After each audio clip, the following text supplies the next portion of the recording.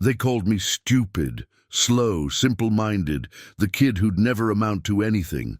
My name is Tommy Garrett, and in 1983, when I was 9 years old, I was the dumbest kid in Forks, Washington. At least that's what everyone told me. My teachers said I had a learning disability, though back then they just called it being slow. I couldn't read like the other kids, couldn't do math problems that seemed easy for everyone else, couldn't sit still in class or follow instructions the way I was supposed to. My father, a logger who valued strength and toughness above everything, was ashamed of me. He'd tell people I wasn't quite right in the head, that something had gone wrong when I was born. The other kids were crueler.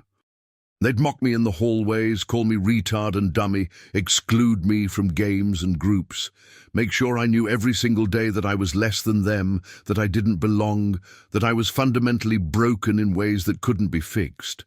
By the time I was 9, I believed them. I believed I was stupid, worthless, a burden on everyone around me. I spent most of my time alone, wandering in the forests around our small town, because the trees didn't judge me and the animals didn't care that I couldn't read or do multiplication tables. The forest was the only place I felt like I could breathe, the only place where being different didn't seem to matter. It was June 1983, near the end of the school year, when I met him for the first time. I'd had a particularly bad day at school. A teacher had made me stand in front of the class and try to read a passage from a book, and I'd stumbled over every word while the other kids laughed. At recess, a group of boys had cornered me behind the gym and beaten me up, not badly enough to leave marks that would get them in trouble, but enough to make it clear that I was prey, that I was weak, that I deserved whatever they did to me. I'd walked home crying, my shirt torn, my lip bleeding, feeling like I wanted to disappear, to stop existing, to not be the stupid kid anymore. Instead of going home, where my father would probably yell at me for getting beaten up and not fighting back, I went into the forest. I walked for hours, not paying attention to where I was going, just moving deeper into the trees, away from the town and the school, and everyone who thought I was worthless. Eventually, I realized I was lost. The sun was setting, and I had no idea which direction would take me home. I was 9 years old, alone in the wilderness, and I started to panic. I called out for help, but there was no one to hear me. I tried to retrace my steps, but everything looked the same, and I just got more confused and more scared. As darkness fell, I sat down at the base of a huge cedar tree and started crying again. Not just from fear, but from the overwhelming sense that this was what I deserved. That getting lost and probably dying in the forest was just the natural consequence of being as stupid as everyone said I was. That's when I heard it. A sound like nothing I'd ever heard before. A deep vocalization that echoed through the trees, part howl, part something else entirely. It was close, maybe 50 yards away, and it was moving toward me. I pressed myself against the tree trunk, terrified, thinking it was a bear or a cougar, something that was going to kill me. But what emerged from the shadows wasn't a bear. It was something impossible, something that my 9-year-old brain couldn't process. It was huge, at least 8 feet tall, covered in dark brown hair, walking on 2 legs like a person, but clearly not a person. The face was too broad, the arms too long, the shoulders too massive. It was a creature from the stories my grandfather used to tell, stories about wild men in the woods that I'd thought were just fairy tales. It was Bigfoot, a real, living Bigfoot, standing 20 feet away from me, looking down at me with eyes that reflected the last light of dusk. I should have been terrified. I should have screamed or run or done something, but I was too shocked to move, too overwhelmed to react. I just sat there staring up at this impossible creature, and it stared back at me, and then it did something that changed my entire life. It sat down, just lowered itself to the ground, crossed its massive legs and sat there looking at me with an expression that seemed almost gentle, almost concerned. It made a soft sound, a low rumbling that wasn't threatening, and tilted its head as if asking a question. "Are you okay?" That's what it seemed to be asking, though it didn't use words. "Are you hurt? Why are you alone? I don't know why, but I started talking to it. I told this impossible creature everything, all the things I couldn't tell anyone else. I told it about school, about being stupid, about the kids who beat me up, about my father who was ashamed of me, about how I wished I could be different, be smart, be normal. I cried while I talked, and the creature just sat there listening, making soft sounds occasionally, never moving closer, but never leaving either. When I finally ran out of words, when I'd emptied out all the pain and fear and shame I'd been carrying, the creature stood up slowly. It made a gesture, a clear motion with its hand that meant follow me, and then it started walking. I didn't even think about it. I just stood up and followed. The creature moved through the forest with absolute confidence, never hesitating, always knowing exactly where it was going. It would stop occasionally and look back to make sure I was still following, would wait if I fell behind, would make encouraging sounds when I stumbled over roots or rocks. After about 30 minutes of walking, I started to recognize where we were. The creature was leading me home, taking me back to the edge of town, through paths I'd never known existed. When we got close enough that I could see the lights of houses through the trees, the creature stopped. It looked down at me, and I looked up at it, and we had a moment of connection that I felt in my chest, in my bones, in some part of me that had nothing to do with being smart or stupid. This creature had helped me. It had listened to me. It had cared enough to make sure I got home safely. It made one more sound, softer than before, and placed its hand briefly on top of my head, a gesture that felt like blessing or reassurance. Then it turned and disappeared back into the forest, moving so quietly that within seconds I couldn't hear it anymore. I walked the rest of the way home in a daze. My parents were frantic, had been about to call the police to report me missing. My father yelled at me for being stupid enough to get lost, for making them worry, for being such a constant source of problems, but I barely heard him. I was thinking about the creature, about what had happened, about the fact that something impossible had been real and had been kind to me when no human had been. The next day at school, I made a mistake. I told people what had happened. I told my teacher that I'd gotten lost in the forest and a Bigfoot had led me home. The reaction was immediate and brutal. The kids laughed at me harder than they ever had before. The teachers looked at me with pity and concern, talking in whispers about my mental state, about whether I needed psychological evaluation.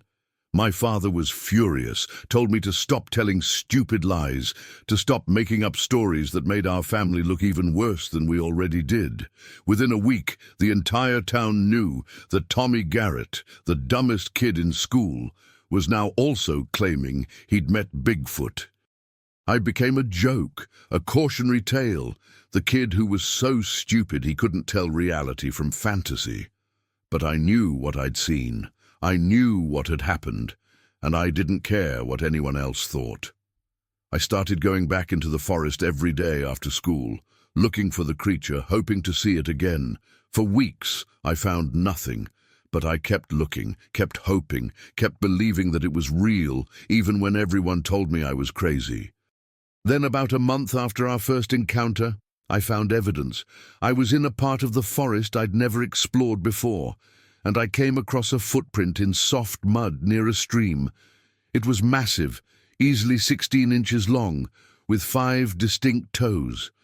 I knew immediately what it was. I ran home and got my father's camera, came back and photographed the print from every angle. I showed the photos to everyone, convinced that this would prove I'd been telling the truth. But people just said it was a bear print, or that I'd faked it somehow, or that I was too stupid to know what I was looking at. My father threw the photos away and told me to stop embarrassing the family with my nonsense. That's when I learned an important lesson. Some truths are too big for people to accept, especially when those truths come from someone they've already decided is worthless.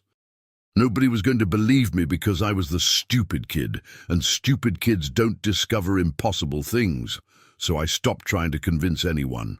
I kept my experiences to myself and continued going into the forest, continued looking for the creature, continued hoping I'd see it again, and I did.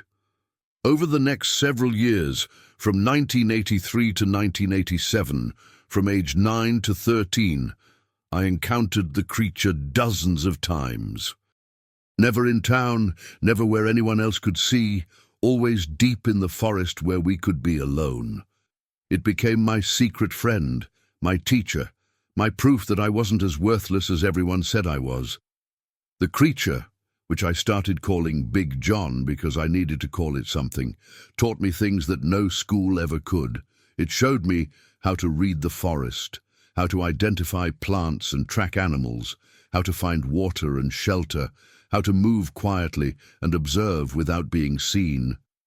It taught me patience and attention, skills that my teachers said I didn't have, but that came naturally when I was learning from Big John instead of from textbooks and classrooms that made no sense to me. Big John communicated through gestures and sounds and demonstrations, never with words, and somehow that way of teaching worked for my brain in ways that traditional education never had. I learned more in the forest with Big John than I ever learned in school. And slowly, over those years, I started to realize something important. I wasn't stupid. My brain just worked differently than other people's brains. I couldn't read books easily, but I could read the forest perfectly. I couldn't do math on paper, but I could calculate distances and trajectories and patterns in nature without thinking about it. I couldn't sit still in a classroom, but I could sit motionless for hours watching animals or waiting for Big John to appear. I wasn't broken. I was just different. And in the forest with Big John, different was okay. By the time I was 13 in 1987, I'd developed a relationship with Big John that was deeper than any relationship I had with humans. I trusted it completely, and it seemed to trust me. We'd spend hours together, me talking about my life and Big John listening, making sounds that seemed like responses, showing me things in the forest that amazed me. Big John had a family, I discovered.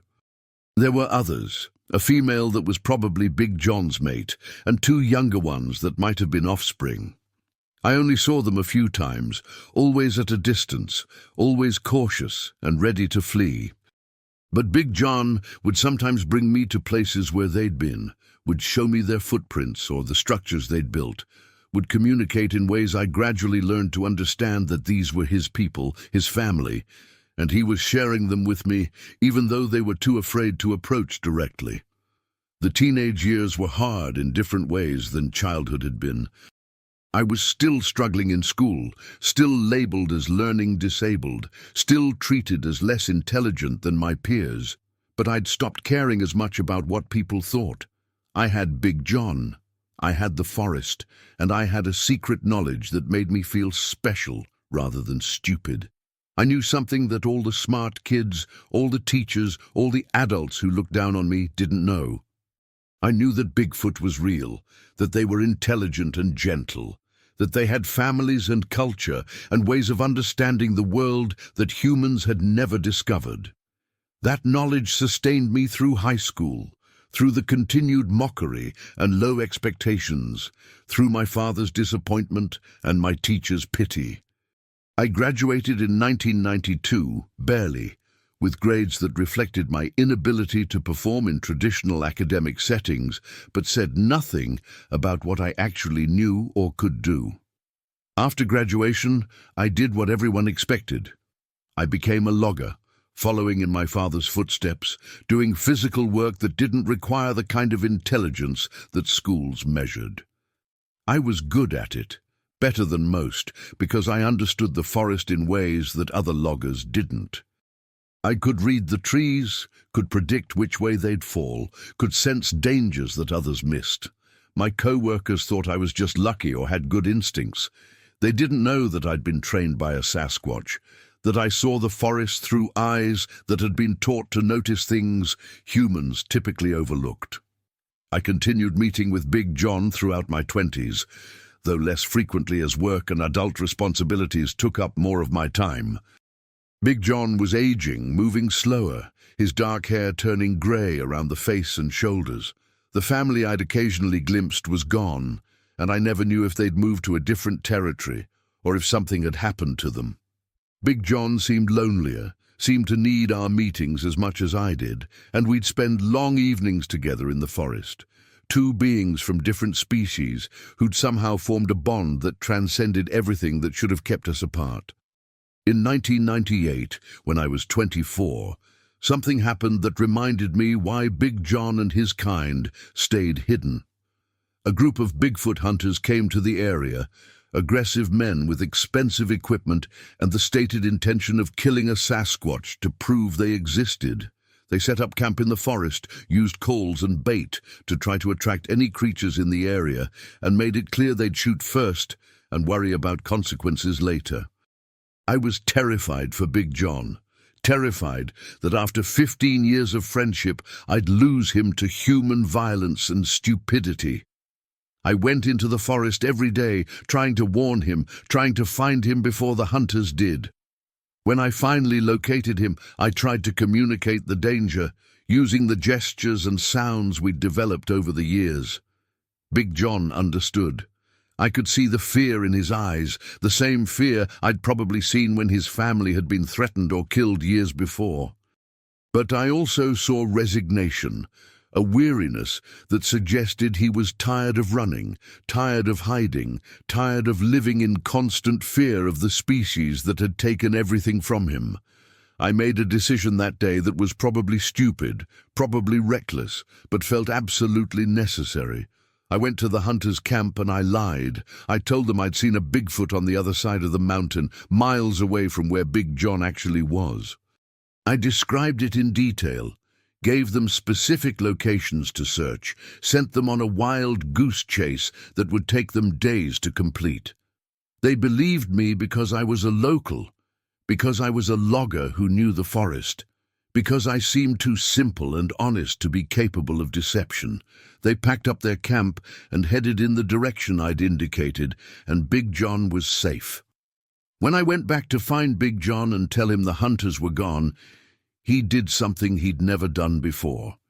He hugged me, actually wrapped his massive arms around me and held me, and I felt the strength in that embrace, the gratitude, the affection that had built over 15 years of unlikely friendship. In that moment, I understood something profound. Intelligence isn't about reading books or solving math problems or performing well in school. Intelligence is about understanding, about connection, about recognizing value in beings different from yourself. Big John was intelligent in ways that most humans never achieved, and our friendship, built across impossible differences, was proof that connection transcends species, transcends language, transcends everything that society says should keep us separate. The early 2000s brought changes. My father died in 2003, and I inherited the small house where I'd grown up. I continued working as a logger, but I also started spending more time in the forest, more time with Big John, more time learning the things he wanted to teach me. Big John was old now, probably in his 60s or 70s, moving with difficulty, his strength fading. I knew our time together was limited, and I wanted to absorb as much as I could, to learn everything he could share before it was too late. He taught me about his people's way of understanding the world, a philosophy that saw all living things as connected, as part of a web where every action affected everything else. He taught me about their history, communicating through gestures and drawings in the dirt, showing me that his people had once been numerous, had lived throughout the Pacific Northwest in family groups that maintained territories and traditions. But humans had pushed them out, had hunted them, had destroyed their habitat, until only scattered individuals remained, isolated and unable to find each other, a species dying not with a bang, but with a whisper, with lonely individuals disappearing one by one until none were left. Big John believed he might be one of the last, that the family he'd once had was gone, that the chances of his species surviving were essentially zero. The weight of that knowledge, the loneliness of being potentially the last of your kind, was something I couldn't fully comprehend but tried to understand. In 2008, when I was 34 and Big John was probably in his mid-70s, he got sick. I found him one day lying in a shelter he'd built, clearly in pain, breathing with difficulty. I didn't know what to do. I couldn't take him to a hospital or call a vet. So I did what I could with the limited medical knowledge I had. I brought him water, food, blankets to keep him warm. I sat with him for days, barely leaving his side, talking to him, trying to comfort him, hoping desperately that whatever illness he had would pass. Big John was weak, weaker than I'd ever seen him, and I could see in his eyes that he thought he was dying. On the third day, when his fever was at its worst, he did something that broke my heart. He took my hand in his massive one and placed it over his chest, over his heart, and made a sound that I'd learned over the years meant family, meant love, meant you matter to me. He was saying goodbye, was telling me that our friendship had meant something, that I'd mattered to him as much as he'd mattered to me.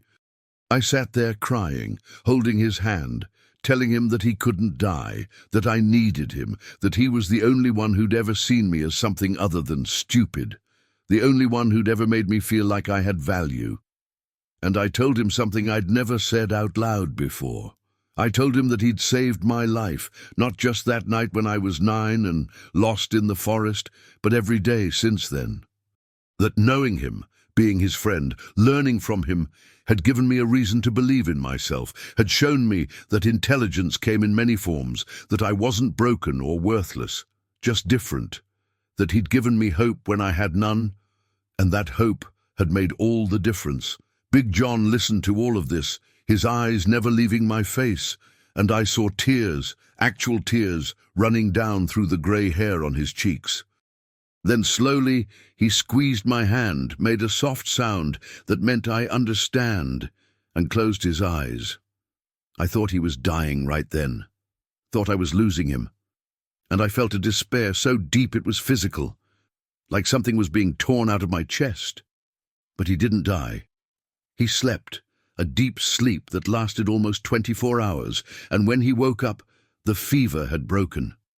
He was weak, would need weeks to fully recover, but he was going to survive. I stayed with him during that recovery period, bringing him food and water, helping him move when he needed to, just being present.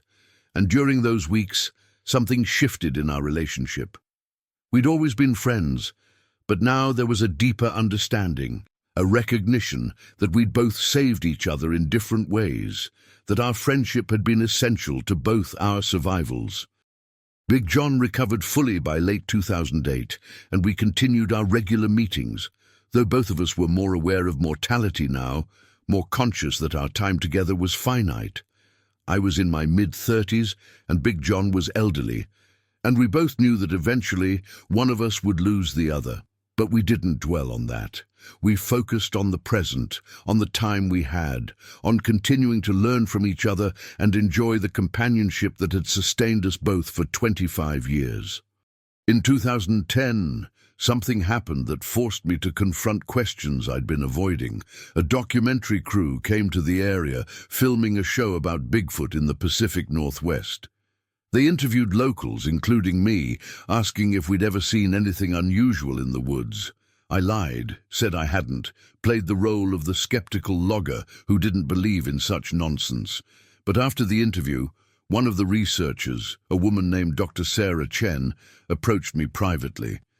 She said she'd been studying my body language during the interview, had noticed micro-expressions that suggested I was hiding something, that I knew more than I was saying.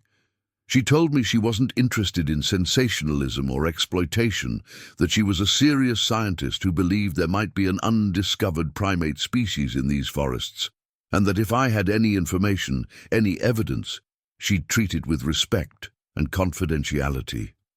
I looked at this woman, this scientist who seemed genuine and thoughtful, and I made a decision. I told her the truth. Not everything, not about Big John specifically, but about what I'd seen over the years, about the evidence I'd found, about my belief that these creatures existed and deserved protection rather than exposure. Dr. Chen listened without judgment, without mockery, and when I finished, she said something that surprised me. She said that indigenous peoples throughout the Pacific Northwest had stories about these beings going back thousands of years, that they'd always treated them with respect, had protected them, had understood that some mysteries were meant to remain mysteries. She said that Western science's obsession with documentation and proof had destroyed more than it had preserved, that maybe the best thing we could do for these creatures was leave them alone, protect their habitat, and let them live in peace. That conversation changed my perspective. I'd spent 27 years keeping Big John's existence secret because I was afraid of what would happen if people knew. But Dr. Chen made me realize that secrecy wasn't enough. These forests were being logged, developed, destroyed. Big John's habitat was shrinking every year. If his species was going to have any chance of survival, they needed more than secrecy. They needed active protection, legal designation of wilderness areas, enforcement against poaching and habitat destruction. Dr. Chen and I stayed in contact over the following years. She became an advocate for protecting old-growth forests in the Pacific Northwest, never mentioning Bigfoot specifically, but always emphasizing the importance of preserving habitat for undiscovered species, for the biodiversity we didn't yet understand. And I became more active too, attending town meetings about logging permits, speaking up for forest conservation, using my knowledge as a logger to argue for sustainable practices that would preserve wilderness areas. People thought it was strange that Tommy Garrett, the dumbest kid in town, was suddenly passionate about environmental issues. But I didn't care what they thought anymore. I had a purpose that went beyond my own life, a responsibility to protect the being who'd been my friend and teacher for nearly 3 decades. In 2015, 32 years after I'd first met Big John, something happened that proved once and for all that our friendship was mutual, that he valued me as much as I valued him, that the bond we'd built was real and profound. I was 41 years old, still working as a logger, still spending my free time in the forest with Big John. It was February, the middle of winter, and I was working a job in a remote area about 15 miles from town. We were cutting timber on a steep slope, dangerous work even in good conditions, and the weather that day was terrible. Heavy snow, high winds, visibility almost zero. My supervisor should have called off the work, but we were behind schedule and he was under pressure to meet deadlines. I was operating a chainsaw, cutting through a massive old-growth fir, when I heard a sound that every logger dreads. A crack, sharp and loud, coming from above. I looked up and saw a widowmaker, a huge dead branch that had been hanging in the canopy, probably for years, now breaking free. It was falling directly toward me, easily 300 pounds of wood dropping from 80 feet up. I tried to move, tried to get out of the way, but the slope was icy and my feet slipped. I fell backwards, and I knew with absolute certainty that I was about to die. That branch was going to hit me, was going to crush my skull or break my spine, and there was nothing I could do about it. But then something impossible happened. Something massive moved between me and the falling branch, something that appeared so fast it seemed to materialize out of the snow and wind. Big John. He'd been watching me work, had been somewhere in the forest nearby, and when he'd seen the danger, he'd run faster than I'd ever seen him move. He positioned himself over me, his back to the falling branch, shielding me with his own body. The branch hit him with a sound like a gunshot, 300 pounds of wood slamming into his back and shoulders. Big John made a sound of pain, a roar that echoed through the forest, but he didn't fall. He stayed standing, stayed covering me, until the branch had bounced off and fallen to the side. Then, before any of my co-workers could see what had happened, before anyone could witness what he'd done, Big John disappeared back into the forest, moving fast despite what must have been incredible pain. The whole thing had taken maybe 5 seconds. My co-workers came running, asking if I was okay, asking what had happened. I told them the branch had missed me, that I'd gotten lucky. They believed me because they hadn't seen Big John, because the snow and wind had obscured everything, because the idea that a Bigfoot had just saved my life was too impossible to consider. But I knew what had happened. I knew that Big John had risked everything, had exposed himself to potential discovery, had taken an impact that could have killed him, all to save me. As soon as work ended that day, I went looking for Big John. I found him in a shelter he'd built, and I could see immediately that he was badly hurt. His back and shoulders were covered in bruises and cuts, and he was moving with obvious pain. I spent the next week caring for him, bringing medical supplies I'd bought in town, pain medication, bandages, food and water. I stayed with him as much as I could, missing work, telling people I was sick, focusing entirely on helping him heal. And while I cared for him, I talked to him, told him what his sacrifice had meant to me, told him that he'd saved my life in the most literal way possible. Big John listened, and when he was strong enough to communicate, he made gestures that I understood perfectly. He was telling me that of course he'd saved me, that I was family, that family protects each other no matter the cost, that what he'd done wasn't heroic or extraordinary, it was simply what you do for someone you love. That response, that simple statement that our friendship was worth risking everything for, moved me more deeply than anything in my life. This being, this creature that humans had hunted and feared and driven to near extinction, had more humanity, more capacity for selfless love than most humans I'd known. He'd proven that intelligence and compassion and courage weren't human traits. They were traits of consciousness itself, present in any being capable of forming bonds and caring about others. Big John recovered over the following months, though he moved more slowly after that, clearly dealing with chronic pain from the injuries he'd sustained. But he never expressed regret, never suggested that saving me hadn't been worth the cost. And I lived with the knowledge that I owed him my life, that without his intervention I'd be dead, and that debt was one I could never fully repay. That incident in 2015 changed how I thought about everything. I'd spent 32 years keeping Big John's existence secret, protecting him through silence and misdirection. But he'd risked everything to save me, and I started to wonder if I owed him more than just secrecy. I started to wonder if I owed him advocacy, action, a willingness to fight for his species' survival, even if that meant taking risks of my own. I reached out to Dr. Chen again, told her what had happened, told her I was ready to do more than just keep quiet. Together, we developed a plan. We wouldn't reveal Big John's existence directly, wouldn't expose him to the danger that would come with proof of Bigfoot.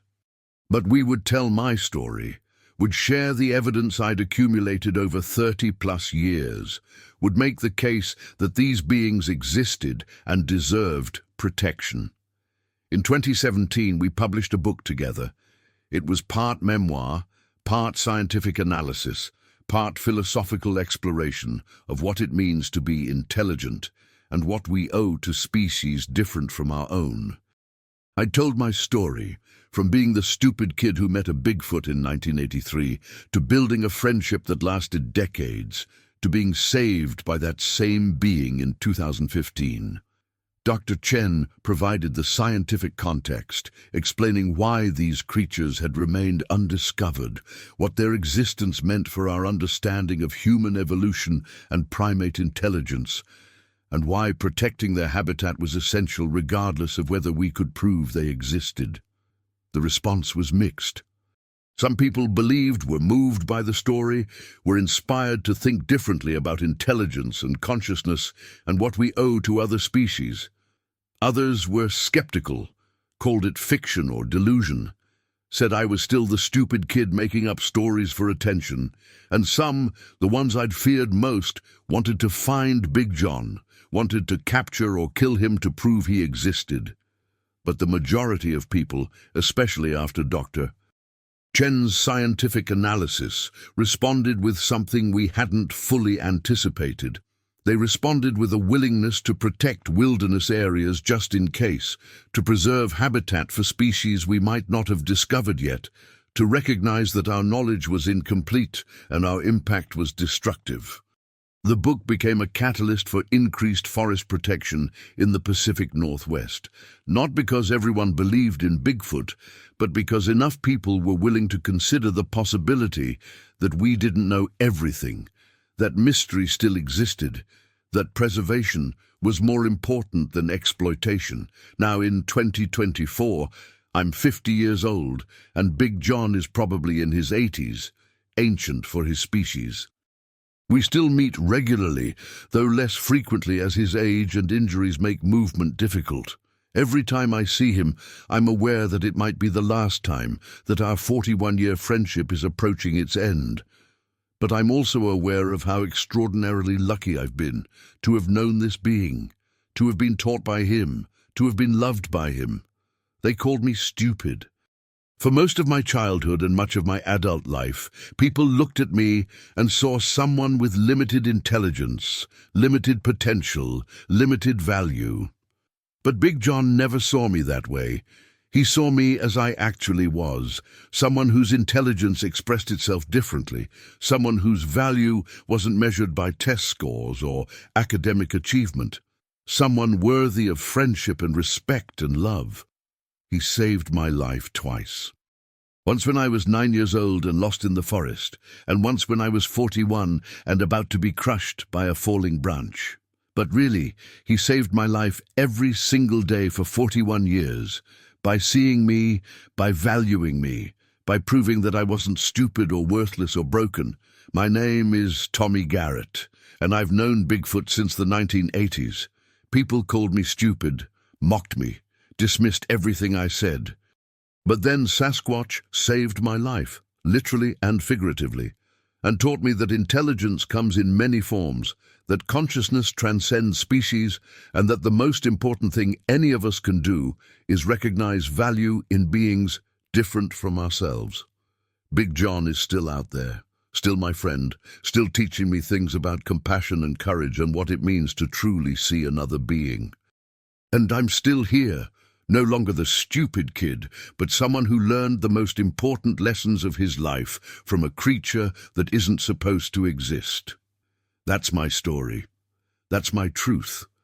And I don't care if you believe me or not, because I know what I've experienced, I know what I've learned, and I know that some friendships transcend everything that should keep us apart. Big John saved my life.